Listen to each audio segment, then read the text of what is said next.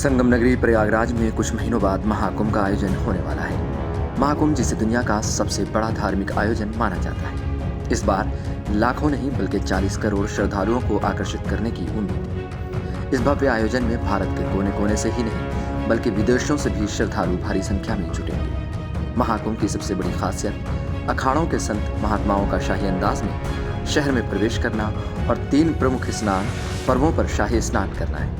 ये दृश्य अद्भुत होता है, जहां अध्यात्म और परंपरा का संगम नजर आता है। लेकिन इस बार महाकुंभ को लेकर एक विशेष चर्चा चल रही है। इस बार की चर्चा धार्मिक आयोजन से इतर भाषा और शब्दों के प्रयोग पर हो रही है। संत समाज के कई प्रमुख लोग इस बात पर सहमत हो चुके हैं कि पेशवाई और शाही स्नान जैसे उर्दू और फारसी शब्दों को संस्कृत और हिंदी के पारंपरिक शब्दों से बदलना चाहिए।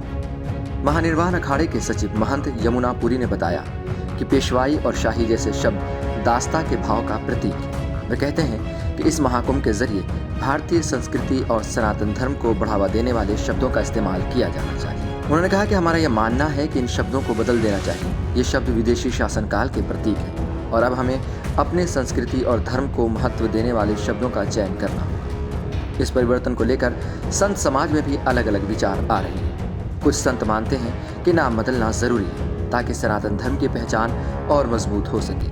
इसी कड़ी में शाही स्नान की जगह अमृत स्नान, राजसी स्नान, त्रिवेणी स्नान और देवी स्नान जैसे नामों के सुझाव भी सामने आ रहे हैं। वहीं पेशवाई की जगह नगर प्रवेश का उपयोग करने की बात हो रही है। महाकुंभ में उर्दू और फारसी शब्दों के प्रयोग को लेकर ज्यादातर संत महात्माओं की राय है कि यह परिवर्तन मुगल काल में दिए गए नामों से मुक्त होकर भारत की सनातन संस्कृति को और मजबूत करेगा। हालांकि अखाड़ा परिषद की आगामी बैठक में ही इस पर अंतिम निर्णय लिया जाएगा। गोपाल जी महाराज कहते हैं कि यह बदलाव समय की मांग है। महाकुंभ सनातन धर्म का सबसे बड़ा आयोजन है और इसमें संस्कृत और हिंदी के पारंपरिक शब्दों का ही प्रयोग होना चाहिए। प्रयागराज के महाकुंभ से बेहतर मौका इस बदलाव के लिए नहीं हो सकता। हालांकि सभी अखाड़ों में इस बात पर एक राय नहीं है। बड़ा पंचायती अखाड़े के व्यास मुनि जी महाराज का मानना है कि इस विषय पर जल्दबाजी में कोई निर्णय लेना ठीक नहीं होगा। अखाड़ा परिषद की बैठक के बाद ही कोई अंतिम फैसला लिया जा सकता है। इसके अलावा ये शब्द गजेटियर और सरकारी रिकॉर्ड में दर्ज है, जिनके बदलाव के लिए कानूनी प्रक्रिया का पालन भी जरूरी होगा।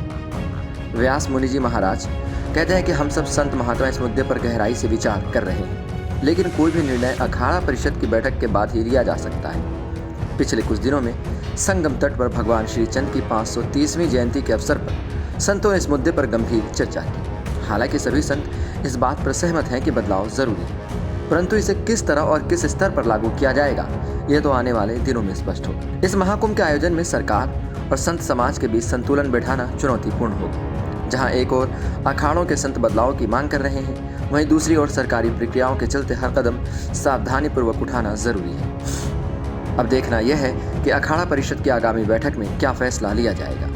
क्या महाकुंभ 2025 में संतों का शाही अंदाज देखने को मिलेगा या फिर यह आयोजन नई शब्दावली और परंपराओं के साथ इतिहास के पन्नों में दर्ज होगा। अखाड़ा परिषद की बैठक और महाकुंभ की तैयारियों से जुड़े हर अपडेट के लिए देखते रहें आप सहारा समय का समय डिजिटल। यह महाकुंभ सिर्फ एक धार्मिक आयोजन नहीं बल्कि भारत की संस्कृति और परंपराओं का प्रतीक है।